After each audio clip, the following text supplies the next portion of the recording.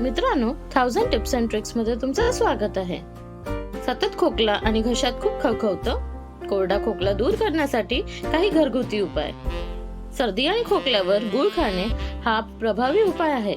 गुळातील पोषक घटकांमुळे जमा झालेला कफ बाहेर पडण्यास मदत मिळते.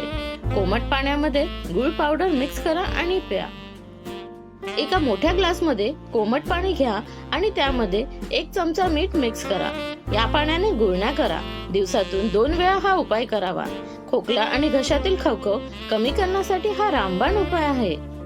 ज्येष्ठ मधाचा चहा प्यायल्यानंतर कोरडा खोकला कमी होतो. हा चहा तयार करण्यासाठी कपभर पाण्यामध्ये 2 मोठे चमचे ज्येष्ठ मधाची पावडर उकळत ठेवा. 10 ते 15 मिनिटे पाणी उकळू द्या.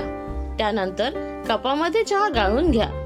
सर्दी खोकल्यामुळे कधी कधी आपल्याला श्वास घेणे सुद्धा कठीण होते. अशा वेळी गरम पाण्याची वाफ घ्यावी. गरम पाण्याच्या वाफेमुळे कफ बाहेर पडतो.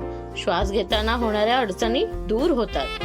मोहरीचं तेल थोडं गरम करा आणि त्या गरम तेलाने घशाला बाहेरून मसाज करा. 1 ग्लास दुधामध्ये अर्धा चमचा हळद मिक्स करून नियमित प्या. कोरड्या खोकल्याची समस्या अगदी काही दिवसात कमी होईल.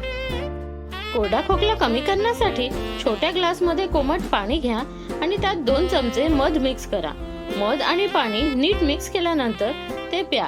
नियमित हा उपाय केल्यास कोरड्या खोकल्यापासून आराम मिळेल. आल्याचा छोटा तुकडा बारीक कुटून घ्या आणि त्यामध्ये चिमूटभर मीठ मिक्स करा. आपल्या दाढेखाली ठेवा आणि त्याचा रस हळूहळू घशामध्ये उतरू द्या. 5 मिनिटांनंतर आले बाहेर फेका आणि कोमट पाण्याने गुळण्या करा. Thanks for watching. Please like, share and subscribe.